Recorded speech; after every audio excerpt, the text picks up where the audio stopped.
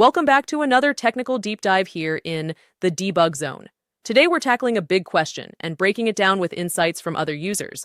Hopefully this clears up some misconceptions and helps you get the answer you need. So buckle up, stay a little curious, and let's jump right in.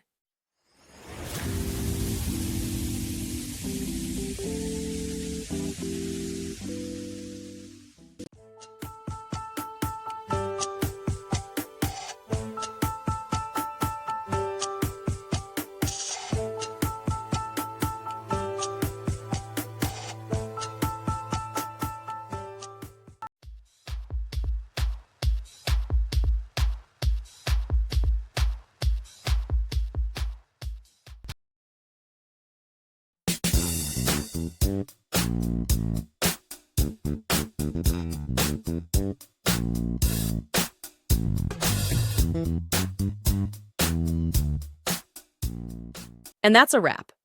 I hope you found the answer you were looking for. If you did, take a second to hit that subscribe button. It really helps out. And let me know in the comments which solution worked best for you. See you next time in the debug zone.